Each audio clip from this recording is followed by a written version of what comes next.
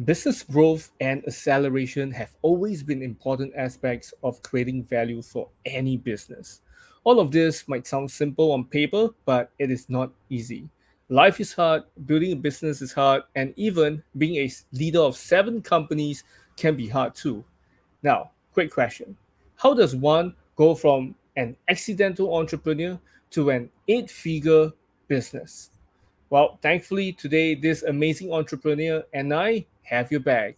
Hi, my name is Rayson Chu, and I'm the host of the Legacy Show. And tonight, today, we have invited a visionary leader, okay, and his name is Adam Hergenrother, okay.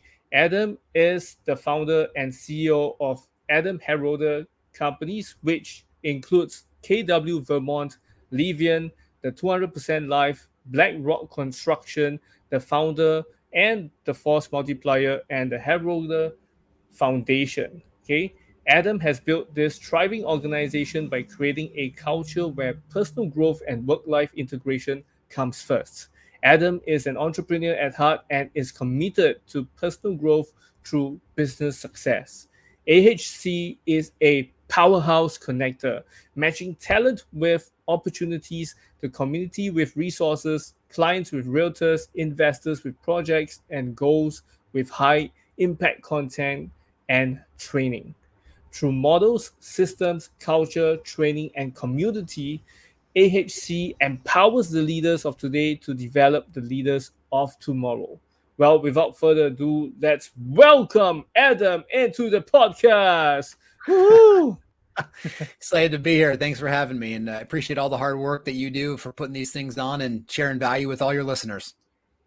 Wow, you're most welcome. And wow, Adam, I have been in conversation with Kim, but I've not really spoken with you. But I've read your profile and I was like, man, holy smokes. Like what I mentioned earlier before our podcast, man, it's really amazing. And how have you been, man? I'm great. It's a beautiful day to be alive. Life is very simple when you just allow life to do its dance and you interact with it. I think too many people make it too difficult. And Mm-hmm. I think you bring that difficultness into business. And I think if you actually get out of the way and act with it, business opens up to a much different level. And we can dive into that a little bit. Yeah, definitely. We can dive. And just want to check if you like you are based in Vermont, right? Yes, I am. Yep, in Vermont, which we Oh, just, if you may have seen recently, we just had a tremendous amount of flooding here. But it's funny because yes. if you look, there's certainly some catastrophic damage in some towns. But if you look at just the media or news outlets, it makes it look like all of Vermont has been underwater for like the last day and a half, which really isn't. They work with pictures and images to make it look like it's way worse than what it is. But there are some areas that got hit really hard. But thankfully, no one was actually hurt. It's just damage. So that stuff can just be a lot of inconveniences, but that's really about it. Yeah, I agree. I mean, like having floods is Yep. not something that is really gonna be convenient for everyone because of traveling to and fro to their workplace or to meetings and all. But thankfully, Singapore, we do not really have much floods. We only have some flash flood. Yeah. But yeah, I mean, it's I feel sorry for you guys to actually have this, but I hope you guys will actually have a better climate in the next few days or weeks, and so that the flood will subside. And uh, speaking of which, Adam, I believe the people in Singapore, they do not really know much about you. So can you share with the audience a little bit more about who you are and what you do? Yeah, absolutely. Well, the roles that I play in life, right, are who you are. You are the one who's experiencing life from that angle, and we can get into that more of that spirituality side. But the roles that I play in life, right, I'll take us on a quick little journey here. Up until I was about a freshman in high school, I was a little over 100 pounds overweight. I was failing classes and I was in the drugs. Really, that role model student you wanted your kid to hang out with. And one day I came home and I was like, I can say it better now, of course, when I look back on it. I didn't really know what I was necessarily what I was doing, but I realized this was not the life that I needed to live. This was not why I was here. This was not the life that I wanted to live. It was very inauthentic. It was very fake. It was very trying to be somebody else that everybody else wanted me to be. And so I ended up staying up one night as a freshman, and I started crying and just stayed up and was like, I'm not going to live my life this way. And the next year I lost over 100 pounds. I changed the friends that I was hanging out with. I got really heavily into sports, which was a huge, I love supporting youth in sports right now because it helped change my life so much. And then fast forward, I took a lot of that drive and aggressiveness, to be honest with you, into the business world. When I was in college, I bought my first piece of real estate. I also, a significant event that actually happened in college was I had a roommate in college, but he wasn't really in college. He was just a roommate. If anybody has one of those, right? Like that just lives on your couch during college, but he was Yep. there, and he asked me to go in and buy a used car with him for $500 each, which is about the only amount of money that I had at the time. And so we put it in there and we invested $1,000 in his car. We sold it like 8 days later and we each made like $1,000. And it's my first time I actually had the feeling of leverage, of like using money work for you. It was a small amount, but it was the first taste that I had. And I was in college and I go, wow, this is great. I can really use my money to make more money. And so I actually ended up making a decent amount of money there. And I bought my first piece of real estate. And then in the States during that time, I was in college, 2000, 2004. The market was really rising. So I ended up selling a piece of property when I got out of college for like a $60,000 or $70,000 profit. So I was like, no wonder why everyone's in real estate. You just buy it, and 5 years later, it's worth $70,000 more. Then, of course, the whole market crashed in 2006, 7, 8, 9, and 10. I actually got into Yeah. real estate during the crash, and Oh. yeah, and so everyone around me thought I was crazy. I left a really, I had interned down on Wall Street. I was a commercial banker, watching investment deals, and I realized, what it was though, Rayson, was it had nothing to do with really a dollar amount at the time. I just didn't want anybody to tell me what to do. I was essentially unemployable. And I don't know. And if there's entrepreneurs listening there, they may know that you can have a great job, great opportunity, but there's just something about you needing to be in control of, I don't mean the control is a different word. You want to be the one who's taking all of the risk. You want to be the one that's getting the reward from that. You want to be where the buck stops, right? Like, I don't know how else to say it. Like, you just Yeah. want to be the one making the decisions in there. You're going to fail with you. You're going to succeed with you. You need some really amazing partners along the way. But that's kind of how I started my getting into real estate. I started selling real estate, and then from there, I started building essentially a business every couple of years in 2010. We'll get into that in a second, but I'll just pause after I share this one note. For Sure. me, I had this income goal that when I hit $500,000 in net income, I was going to somehow have a sense of total well-being in my life. And that's what everyone tells you, right? It's like, well, if you go and you get your house and a white picket fence and a dog and you remodel your kitchen, you get $500,000, like money will make you successful in every way that you thought you could dream and imagine. You buy into that crap, right? We all do. Right. And at some point I was 26 or 27. I hit $500,000 in income. And I was having dinner with my mom, and I looked at her. I'm like, hey, I made this amount of money this year. And she was like, oh, that's great. Pass the ketchup. And because my mom's the most unassuming person, to care less about money. And she was literally like, in that moment, I realized that people don't give a shit. Number one. Number two, that this whole money thing is not going to give me the inner joy that I'm actually looking for in my life. And so I Right. really went on that point to start going down a different path, which was I needed to go on an inward journey. And I also didn't want to sit in a cave in an Indian style, which is not even comfortable to sit in, and reciting Right. haikus over a fire. Like, that's not really what I wanted to do either. I wanted to expand and grow in the world. And so that's been the last 15 years of my life, and that's been the journey. But that's a little bit about who I am and where we are today. Wow. Yeah, I totally agree with you, especially like, when you earn 500,000 or whatever amount that Yeah, is exactly. for somebody to think that, wow, I'm a millionaire now.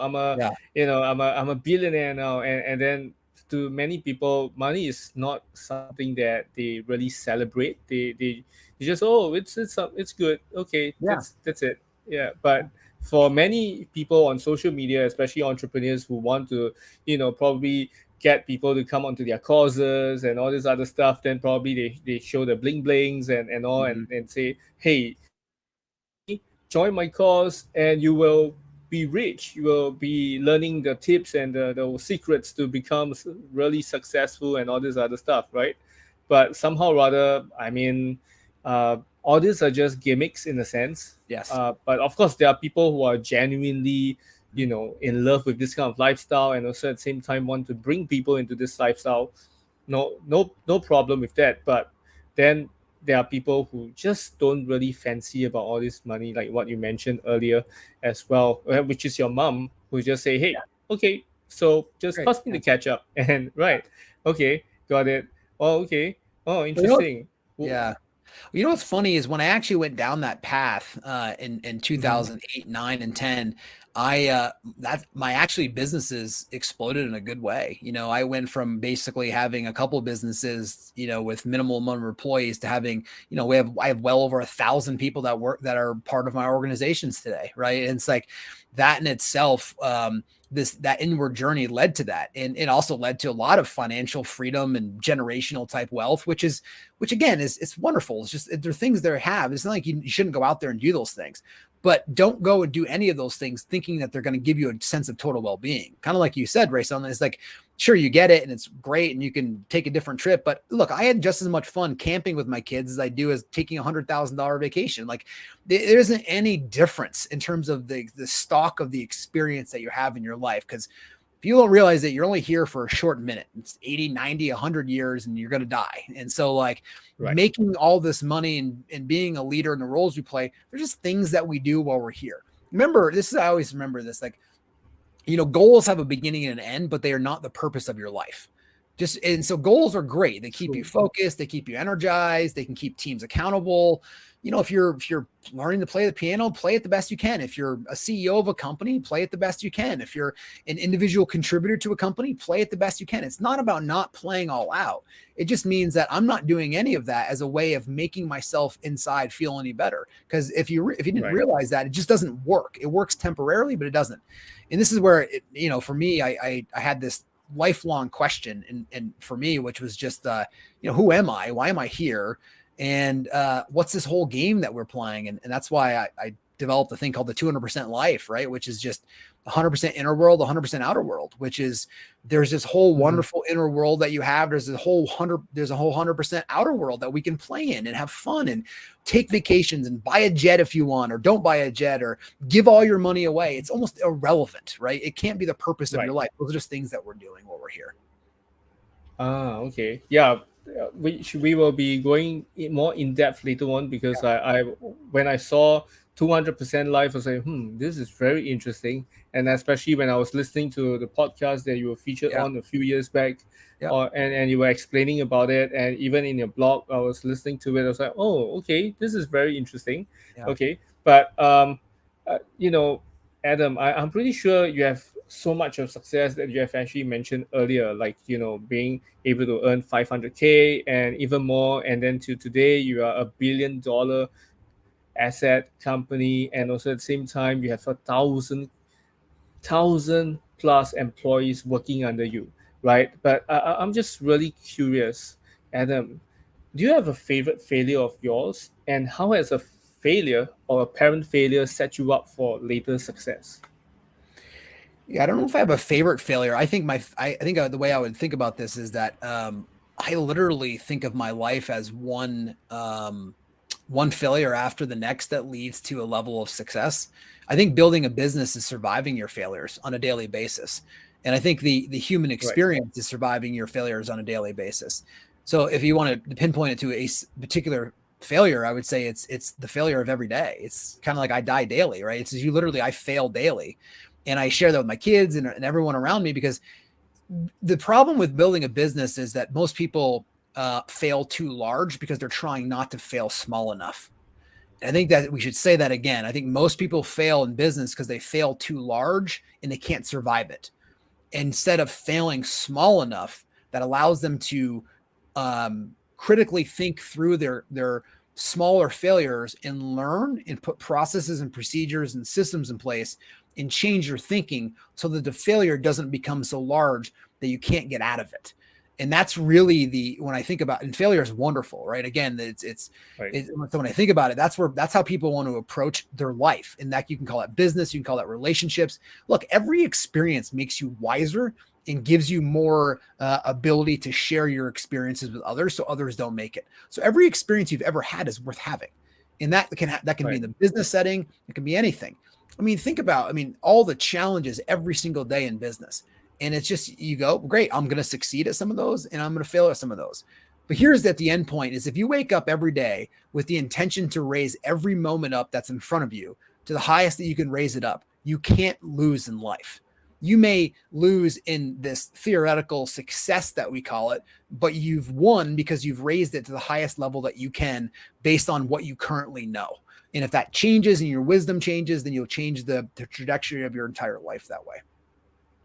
Wow, this is a really great mindset, man. I mean, like, when we look at failures and we think that, oh, well, as an entrepreneur, I do not want to fail. I do not want to, make a mistake even because I want to not lose money. And losing money is really, it's really sad and it bleeds. The bank account is bleeding, pockets are bleeding as well, and you have to pay your employees, pay yourself even, and even pay your collaborators, for example. Oh, this is really tough. But I really love the mindset that you mentioned earlier, and man, I think for those of you who are tuning in, please re-watch that part, Yeah. that moment, and listen to what Adam has mentioned. And man, that was really profound and really amazing golden nugget that you guys should actually take in and implement it in your business and in your life, right? And Adam, can you share with us a memorable experience or encounter that has profoundly influenced your perspective on life and your career? Yeah. It's a great question. I shared a little bit earlier that moment when I was a freshman changed my life, but there's a different one that I'll share.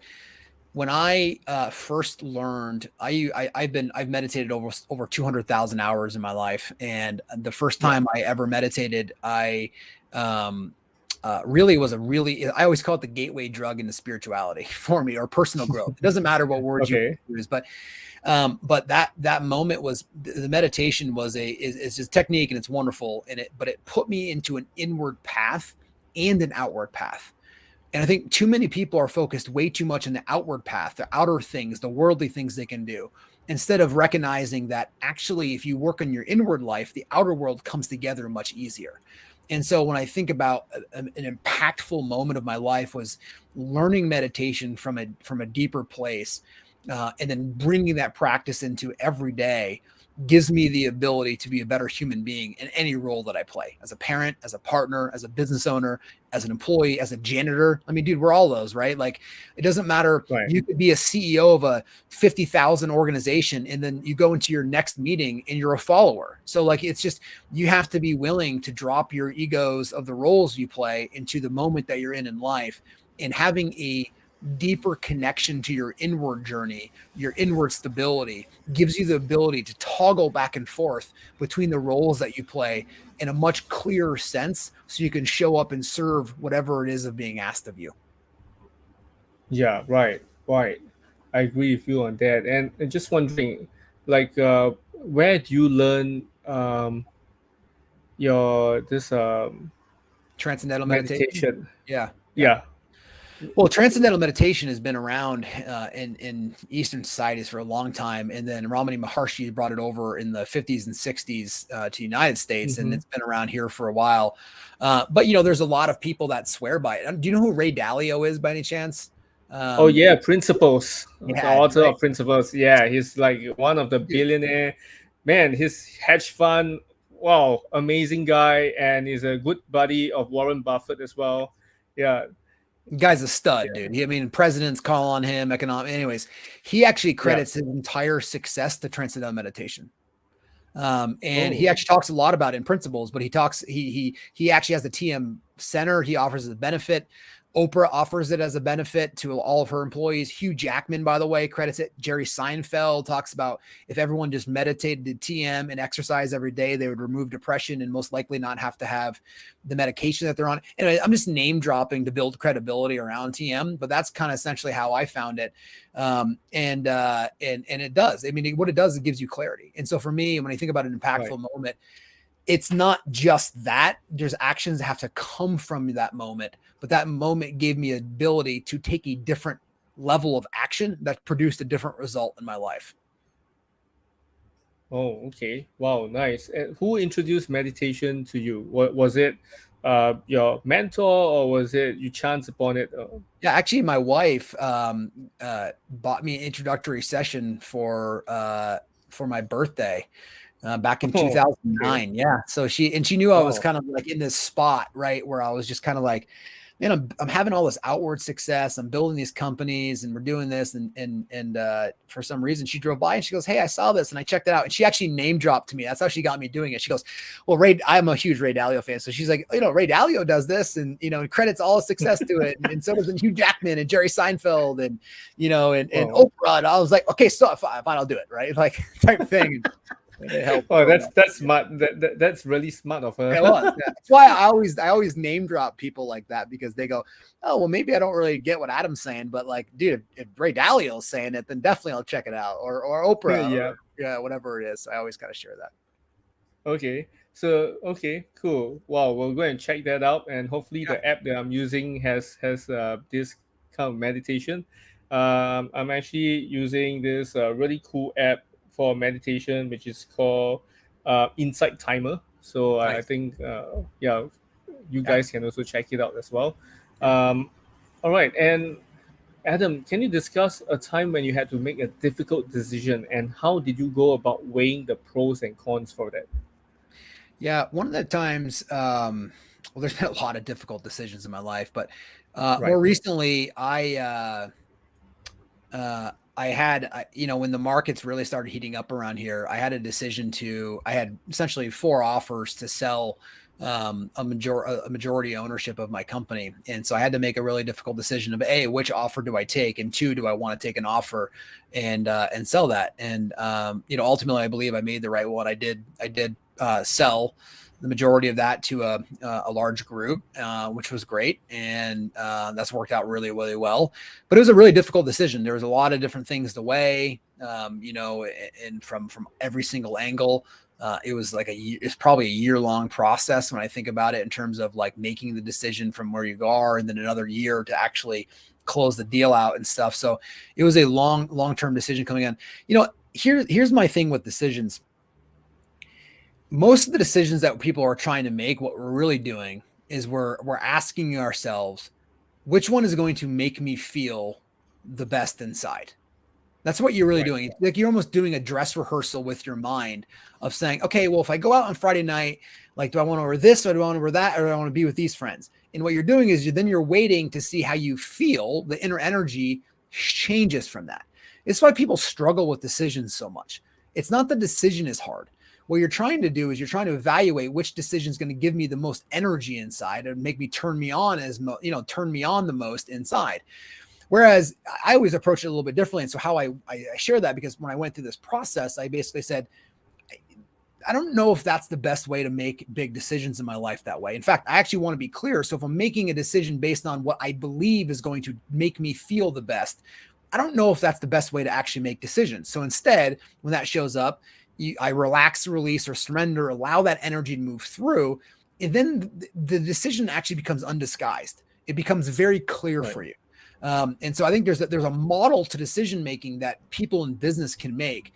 Instead of making a decision based on their own inner energies, which you all know this, if you're on a business or just in life, one moment you wake up and you're perfect and it's great. And you're like, sure, I'd love to do that. The next day you go, why did I make that decision? Because you're not feeling the same way inside. So to avoid that, and as a leader, by the way, a leader's or a CEO's job, their work product is decision making, right? That's your job, Yes. is to make decisions. So that's one of the most important things leaders do, because it changes the trajectory of your entire organization. Decisions on who to hire, decisions of where to focus on, decisions where to raise capital or not raise capital, decisions to fire somebody, to do layoffs, to go into a new, to have R&D. Those are all decisions that you're making every single day. And the trajectory of companies from decent to good to great to amazing are based on the ability of your leader and your leadership team to make higher quality decisions every single day. So then I always work backwards from there to put myself in the best situation, to be in the situation to make the highest quality decision that I can, to keep putting our organization in that way. And for me, and if you ask me this question, it's always going to be, how do I make sure that I'm not making a decision from an inner energy standpoint, and I'm making one with clarity. As an example, Right. how many people have been in business and had a wonderful profit month, right? Right. You had a big month. It was profit. You're feeling great. You went out and you made decisions based on this high energy field, right? And then 3 months later, you Yeah. go, why the hell did I make that decision? Why did I buy that? What was I thinking when I do that? You were caught up with your energy and you made decisions. Conversely, we've all been there when an email comes in or somebody calls you and you go, I can't believe this person wrote to me like this. I can't wait to show them, right? And you write this email and it comes out of energy and you send it. The next morning you get a reply back and you read your email and you go, dude, what was I thinking? Right. So I try to Right. avoid those as much as possible from making decisions from this inner energy swings up or down, and you try to pull yourself back to the middle way or the Tao to make decisions from. Okay. Yeah, I agree with you. Especially, decisions, if we are just emotionally inclined to make that decision, then many times we'll regret after Yes, that, because we'll be thinking, hey man, why did I buy that stock? Or why did I even hire that guy exactly. who had made some mistakes before, who had caused some issues here and there in their previous companies or in social media or whatsoever, right? So yeah, I totally agree with you on that. Wow. And man, then uh Adam, I'm pretty sure, when you were actually growing your business up, when you were going through that self-leadership kind of process that you went, I'm pretty sure you've met some mentors along the way. So can you share with us, like, what's the best piece of advice you have ever received from them? Yeah, there's I would say there's been multiple mentors in my lives. Uh, So I'm going to share a couple of different pieces of advice, not just one, because I just think it's worth sharing. I think it's hard to pinpoint on a bumper Sure. sticker one, but one I'll get right out of the way fast. I already shared it, which is fail fast, fail often, fail fast, fail often. Right. The other one Right. is think bigger. Now we hear the word think bigger, and what people think about that is like, okay, I can think bigger, but why? So let me explain that. When the word think bigger, the whole designing of what it means to think bigger. Every time you set a goal, let's just use as an example, like I'm going to go out and I'm going to make $50,000 a year. Okay. When you think that way, you've now created a box on who, what, how, basically how you're going to make 50,000. Who do you have to become? Who do you have to hire? How are you going to do this? Right. So you've boxed yourself in to a series of questions, which is what thinking is Right. anyways, which is just questions. So you've boxed yourself in to a series of events that are going to unfold and actions you have to take to make $50,000 a year. If I'd have said, well, it doesn't take any more energy to say, well, how do I make $1 million a year?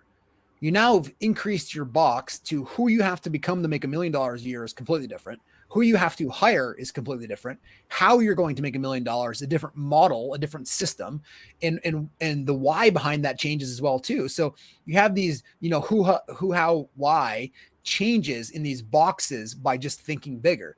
That's why if you can just think bigger in every aspect of your life, like how do I have a 10 relationship instead of a 4? How do I have, a wonderful inner experience? How do I build a business that generates $5 million a year in passive income? The questions themselves produce different actions, which then produce different results.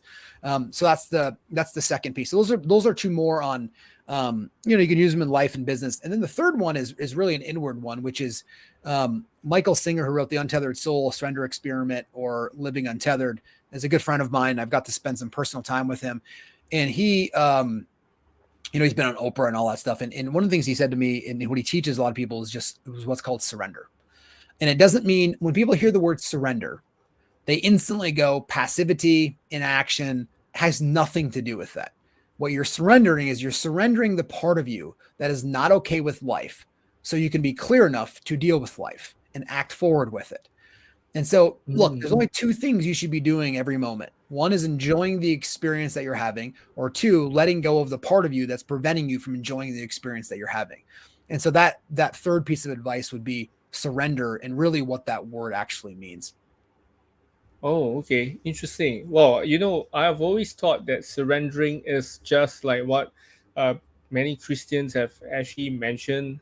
They surrender their problems to God, business to God, and then let God, guide them through, and let them go through that process. And they won't be thinking so much about that problem and issue and business and all this other stuff, and just go along the way. But when you mentioned what you have mentioned earlier, I was like, oh, this is a really different concept Yeah. than what I've been thinking of in terms of surrendering. Wow, interesting. Okay, wow, nice. Wow, I really really like what you have explained. So, man, so this is what surrender is all about, huh? Oh, Yes. okay, Yeah. Yeah. It really is. Surrender is not what people think it is.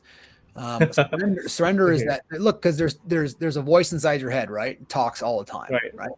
There's yeah, these emotions that you have, which, by the way, we're so good at detecting what emotions are. Like, we can tell the difference between anger and irritation. We can tell the difference that you go, yes, I'm jealous. No, hold on, I'm not jealous. I'm feeling that I'm frustrated, right? Just the subtle changes of energy. And we know that what we label them something. I'm joyous. No, you know what? I'm actually enlightened, right? Like, whatever the word is that you want to use, we've just used words to describe our inner experience that we're having. And so hmm, surrender is surrendering to that part of you that's preventing you from enjoying the experience, which is the self concept that you've created, or ego, or psyche, whatever you want to call it. And it's only because that mind tells you not to. I mean, that mind is so spoiled, because it just asks for everything, and people give it to it left and right. That's all it does. Is the mind says go do this, and you go do it. It's like a 3-year-old taught, like throwing a tantrum in a grocery store, and all you do is you keep giving it what it wants. And of course, no wonder why everyone's suffering. yeah, totally. Oh, wow, okay, got it.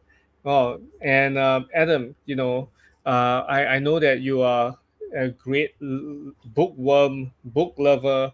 So, can you share with us like what books have had the biggest Yeah. impact on your life and why? Yeah.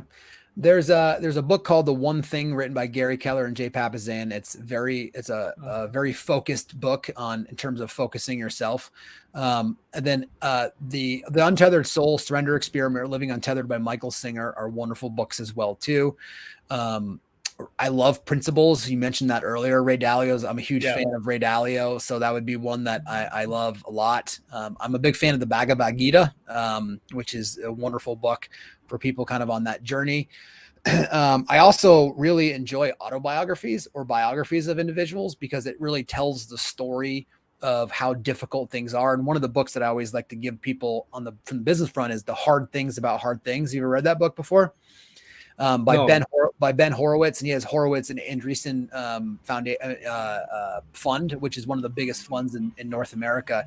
And he wrote a book called The Hard Things About Hard Things, and it's just funny because it just talks about how freaking difficult it is to build a business that nobody else talks about, right? And he's like, all Right. these managers write books and they've never freaking managed a fruit stand before, and they tell you what to do and their philosophies. And he's like, where's the manager when you got to lay off 1,100 people, right? Like, where's that person, right? Like, it's just what it is. Yeah. Uh, Right. those, I those are mean, like it's just like business professors, so there are so many yeah, professors who are teaching business, but they don't really have a physical business by themselves, and they are paid handsomely in the universities just to teach, so yeah, I mean, this is life. When it comes to business, we should learn from people like you, who are true blue entrepreneur at heart kind yeah, of entrepreneurs, rather than those that just read from theory and they're teaching just based on theory itself. yeah, Wow, yeah. awesome. And now to the main focus of our interview, Adam. I'd like to ask you, right, which one comes first? Is it career growth or personal growth? A lot of people ask me this question of how do I find my passion in my career? How do I go find the Right. job that turns me on? Or how do I, what am I passion for in my life? And people don't love my answer, but this is my answer for them. And so your listeners can take it the way it is, I think of it differently. I always wake up and say, I want to go be passionate for anything that I do in life. And so therefore I want to first have passion in my life, joy and enthusiasm, and then go take that into whatever endeavor that I do. Therefore, I'm not conditionally passionate on things that I do. I want to be unconditional things. Like nobody would say, I want conditional love. But that's what you're basically saying when I want to go have a passion for only being a CEO of this type of company, then now you've singularly put yourself into a conditional spot of you bringing your passion to it, which is not really the way I like to look at it, which is to go out there and have first work on your being energy, being enthusiasm, being passionate for things you do, and you take that into whatever you do, you end up in a much better situation, and you have a much better total well-being of your life. So for me, it's not.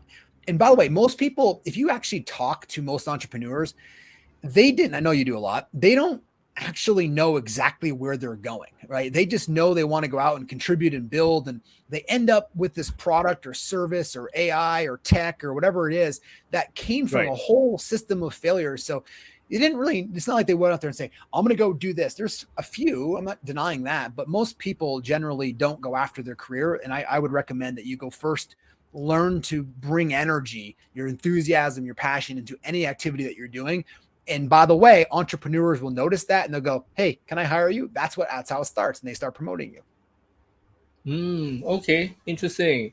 Because every time when I read books or when I listen to podcasts or I interview someone, they all taught me that passion is something that it comes from within, which is it comes from you first before other things in a sense. But there are also another way of thinking where there are people who say that, oh, you got to build something first. You gotta build that thing and earn money. And once that thing earns you money, you then will grow passion in that thing because it is giving you the money, generating the money.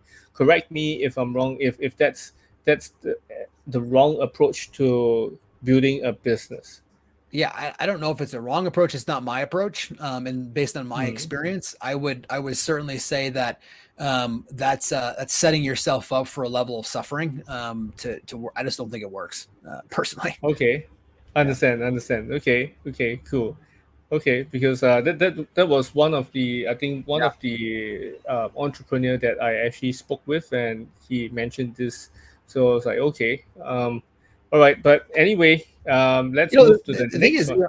everyone has different experiences, and it may have been his Yeah, true. experience, and that's how he describes it. That's why it's look. But here's my this logically asks this question: like, would I rather have passion and joy and excitement while I'm doing my activity, or would I want to wait to go do that at some point in time in my life? And I don't know who would answer that. I wouldn't want to have enthusiasm, passion, and joy for the moment now in front of me because we don't know if we're ever going to get to that moment. So it's just it Right. makes complete logical sense to bring your energy and passion into whatever you're doing and then allow that to build whatever you want to build. Okay, understand. So it's just like what Steve Jobs have mentioned: Yes. do what you love and love what you do. Yeah. Okay, I understand. Understand. Okay, cool. And earlier on we were actually talking about this 200% life, right? So I remember you mentioning it's 100% inner Yep. and 100% outer. Can you Yeah. explain more in details about what this 100% inner and 100% outer means? Does it mean that you're gonna have a life where 100% inner fulfillment, 100% outer fulfillment, or what does it really mean? Yeah. Great question. For me, the 200% life is a model that people can live by. Most people wake up and they spend 100% of their time in their outer life. It's like people, places, things, cars, money. it's like I always call it the nouns, right? People, places, and things. And you try to go out there and you try to manipulate the outer world to match up to how you need it to be in order for you to feel good. I mean, that's essentially how people wake up. They wake up and they go, all right, my partner needs to show up a certain way to turn me on. Then I need to go into work and I need things to happen a certain way to make me feel good. And you spend all this energy trying to get the world outside just enough so you can handle it.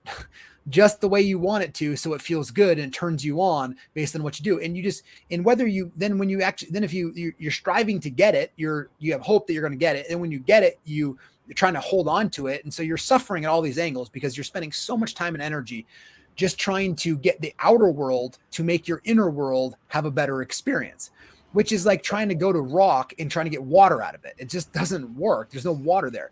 It's there. You have to bifurcate the two. And so the 100% inner world is where, if you question me, like, is where's what you want to experience. So nobody would go after money if they didn't believe money would turn them on. So, right. So what you're really looking for is you're looking for a total well-being inner experience of joy, enthusiasm, and love that you can bring in whatever it is. Well, that is an inward experience, not an outer experience. And the inward experience also has a voice, it has a heart, it has emotions, and you have the experiencer. And so I always work backwards and say, okay, well then who am I? And you are the experiencer of life. You're not your body, right? You're not your thoughts. You're not your emotions. You are the one who's experiencing this. But it doesn't mean that you have to go be, a yogi in the mountains sitting there to experience this. We experience it every moment. And so that's why I wrote a book called the 200% Life, or 200% Life podcast, is designed to generate these type of because it's really self-therapy for me, because it's the question that I've had all my life is I want to go play in the world, but I also know that by playing in the world and getting what I want doesn't work. Look, how many times have you gotten what you wanted in life? And sure, maybe temporarily you felt good, but then it's like, okay, then what's next? What's next? If it's not this, it's that, right? There's always something more you're going to go after. So if you play in the outer world your entire life, you'll play this chasing game all your life. That's why billionaires are miserable. It's why billionaires who have created wonderful things, and I know a lot of them, they just like, they have relative moments of happiness, but man, they do not experience the totality of life. And that's why this 200% life concept is I'm going to wake up every day and focus on my inner experience while I'm interacting with the world, building a business, being a teacher, being a stay-at-home parent, being, a tech guy, whatever it is, dude, just playing roles. And those roles change, by the way. Like, you've played a different role when you were 15, right, you are today, and you'll play a different role later on in your life if you're there. So the 200% Life is just a model that gives you this framework to be able to go out there and first work on your inner world, and you bring that into the outer world that you're doing.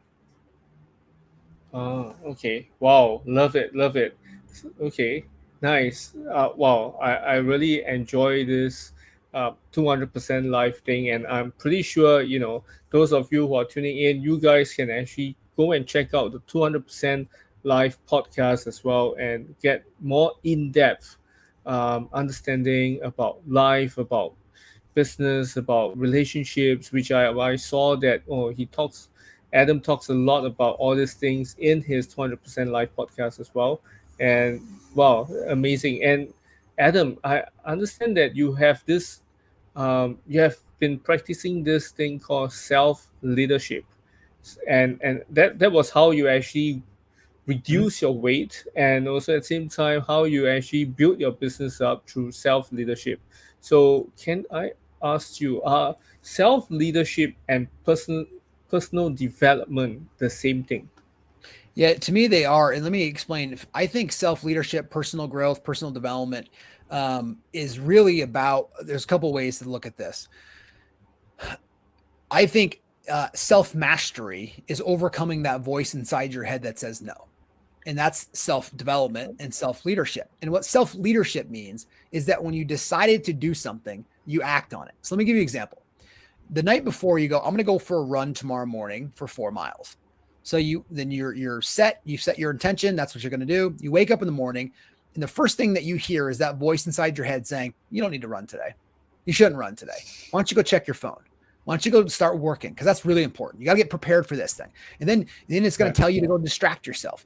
So self leadership is literally just being able to overcome that voice inside your head that tries to derail you from your goal. So the self leadership, the personal development is just not paying attention to those thoughts in there that are trying to walk you away from what's most important for your own development. Okay. Oh, nice. Wow. I love your explanation on self leadership, and yes, truly agree, because like self leadership. So it's like as if you are the leader of yourself, and you Yes. have to take that action and build up that momentum whenever you're performing a task, or going towards a goal, a milestone kind of thing. Well, it's Okay. like it's funny. We even use the language in this. You said self leadership. So there's something else that you have to overcome inside you, which is your psyche, which is your self concept. And remember, it's a self Yeah. concept. It's created by you based on the experiences you've had, the things that you've read, people that have influenced your life. And you've created this idea, this concept about who you think you are. And that's Yeah. what you're overcoming. It's because the natural tendency is for you wanting the world to reward your self concept instead of rewarding who you truly are, which is the deeper self. Okay, I understand. Oh, wow. Nice. Okay.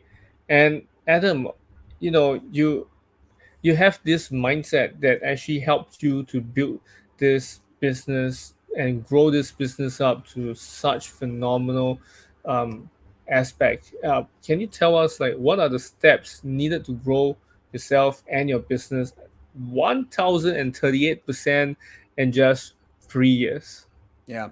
Well, I think number one is you have to have awareness. You have to have awareness of who you are, of how you act, your natural behavioral style, because every entrepreneur is different. Some of them are very in depth in terms of they love to run operations. Some of them love to have a marketing eye. Some of them are great at numbers and accounting, right? And some of them are very much more bigger visionaries. So the first thing is understanding who you are to give you the understanding of who you are not as you show up in the world, right? Hmm. Like it would be weird to see a hawk eating a plant, right? Like it just doesn't happen, right? Because Yeah. hawks eat meat, right? So the same thing is everyone has their own nature. And so once you understand who you understand who you are not, and then you fill in the who you are not with great hires. And that's how you essentially scale and build a business, which is filling in the gaps and hiring the best people that you can find, becoming highly attractive to others through your self leadership, through your self development, through your energies and your efforts that you're putting out there. You attract people to your organization and business, and that in itself helps build a bigger team, which then grows the entire organization. Oh, okay. So first, Oh, the first step nice. there, the first step that I would say is really sit down and go, Awareness. who am I? Like have this awareness of who are you. Okay. Okay. Cool. All right. Okay. So the first step will be having awareness, and then what comes after that? Yeah, so once you have awareness, then you got to fill in the gaps of who I have to hire. If you want to build a big business, you need other people along with you. So then maybe Right. you're a really good, COO, but you're terrible at marketing. So you need a wonderful CMO, a chief marketing officer, right? Or you need somebody in marketing. I also think you need an executive assistant. We wrote a whole book about the relationship between the founder and their force multiplier, which is your EA, your chief of staff, or your personal assistant, or whatever it is for you. Right. That's such a critical and key hire to make as you're building an organization, because that's the person that every entrepreneur has like 80% of these things that need to get done, but they won't do them unless somebody else does. Mhm. Everyone has that, by the way. And so your executive assistant allows you to focus on your 20%, which is the 20% of the activities you do produce 80% of your results, right? Instead Right. of most people are building a business by spending 80% of their time producing 20% of their results, because they're doing everything else that they think they need to do and not realizing that business building is actually very messy. And then the last step for this was just is as simple as just not give up. Never give up. I know that sounds like everyone has said never give up, but when you're Mm-hmm. building a business, you truly understand what that means, because you can't give up, right? And the funny thing is, if you just don't give up, at some point there becomes a breaking point, and you enter into a new realm. And so literally, like, just that never give up is such an important part. Yeah, I agree. I agree with you on that. Wow, I love these three steps. Really easy. Not easy to act on, but it's Yeah. definitely gonna be worth it, especially when you don't ever give up. And man, wow, love it. And Adam, can you talk about the importance of building a strong team and how you go about assembling and developing your team members, especially when you have your executive assistant, for example, and then who are the other people that you have to hire, for example? Yeah. How do you go about that? Well, again, it starts a little bit knowing who you are. The second question I would ask everybody that's out there, and they should think about this and either journal about it or ask somebody else, which is, would you work for you? Would you work for you? Because if you want to build a business, which means building a business means that you're doing something with employees, right? If you're a sole Right. proprietor, is you can have a business, but you're a sole proprietor, which is just you. Building a business means you're hiring folks. So then you have to be an organization that do you have a very strong vision? What's your vision? Yeah. People want to be attracted to vision. What is it? Right? Do you have a very clear sense of the direction of where you're going? Do you provide clarity to people around you? Right? And do you make high quality top decisions every single day? So those are the three things that you do as as a leader that helps attract talent, because that's what you're really doing is you're attracting that highest level talent, right? And Right. again, you have to be talent yourself in order to attract talent. It's like, Yeah. if you were to go out and start coaching the New England Patriots, not many people would probably show up because football is not your thing, right? So like but you Hmm. need a high level coach or owner to go out there and hire the coach that's high quality that then attracts other people, right? So you have to think about that, right? It's like if you want to attract people, you have to be attractable in business, which again, I like to ask the question, which is, would you work for you? Okay. Wow. This is really deep and really well get not just me. I believe everyone who's tuning in will be actually thinking deep in this, and you can actually journal it down and ask yourself, would you be working for yourself?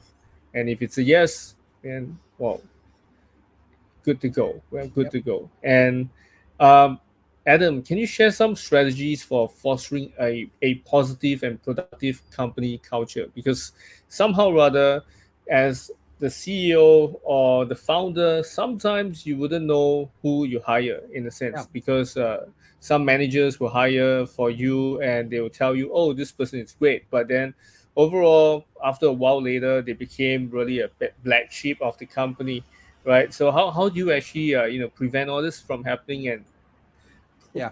Well, provide a more positive culture in if your your company? business gets big enough, you're not going to prevent it. It's going to happen. It's just what you do with it when it does happen, right? That's number one, is how long Right. do you allow it to go on, or do you make the hard leadership decisions? Remember, the reason why you're the leader is because they're decisions that nobody else wants to make.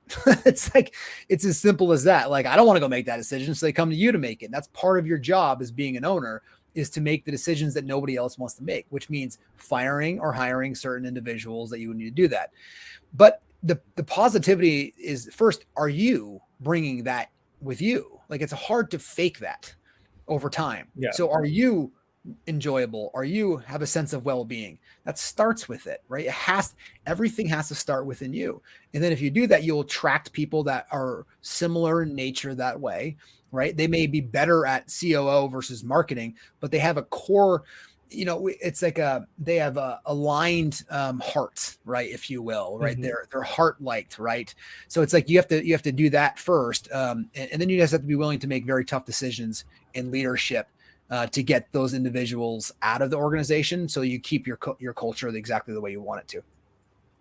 Okay. Wow. Okay, understand. Yeah, I truly agree with you on that, especially like if let's Oh, say you you know what? find that Sorry, this no, I was gonna say it's like heartedness. That's the way I like to think about it. Is like we're all like yeah. hardness, but we think Hmm. differently.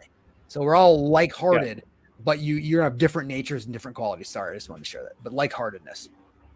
Lighthearted. Yeah, I totally agree with you on that. I mean, you cannot be serious all the time, Yeah. and too overly serious and letting people not like you, and you become unlikable, which is very bad for a company's culture.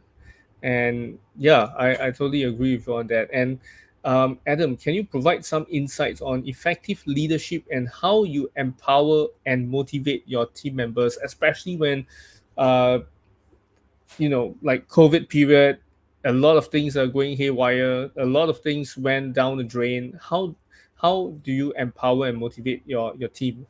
Yeah. Well, I'll talk about empower in a second, but to motivate people for me is I don't really have to motivate anybody of my staff because I hire people that are motivated. I only want to partner and Mm, be around people that are self motivational, meaning they can motivate themselves. If I have to wake up and try to motivate somebody, you're not going to be in my world, right? That's just the reality of the situation. So right. empowering people is different, which is really about sharing your vision as much as you can, as frequently as often, providing clarity and direction to your people constantly, right? That's the two big thing is vision and clarity and direction, and then making high quality decisions. That's how you're really going to empower people. Yeah. Okay. Wow. Love it. Okay. Adam, as we are coming to the end of the podcast, I have one last question for you. Yeah. Uh, Adam, can you share with us like what is one piece of advice you would give to aspiring entrepreneurs or individuals who are looking to achieve success in their chosen field?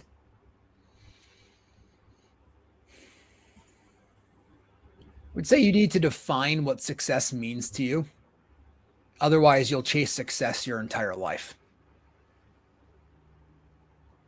Wow, this is deep. This is really deep and gets me thinking as well. Mhm.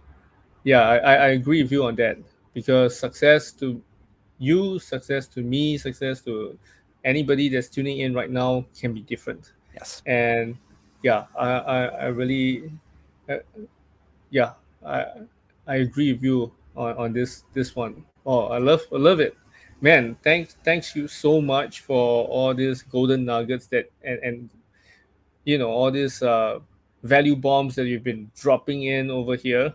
I really enjoyed our conversation as much as even to now. I was like, oh my god, there's so many epiphanies when you're sharing a lot of things.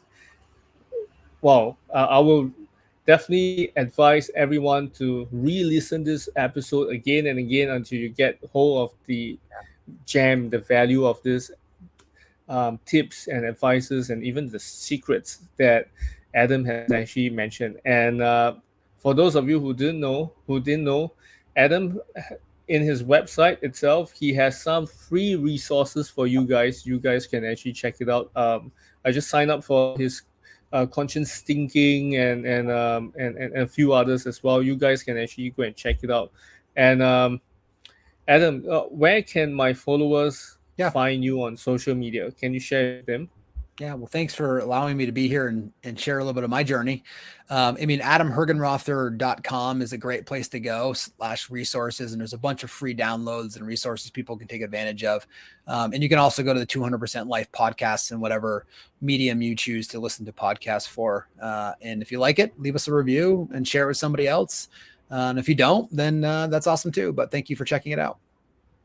All right, awesome. Okay, so with that, I would like to thank each and every one of you for tuning in to the episode. And of course, we are going to bring you even more value and more amazing guests that are coming on board the Rexy show soon. So stay tuned for it. So, with Yes. that, take good care of yourself and have a great week ahead. All right.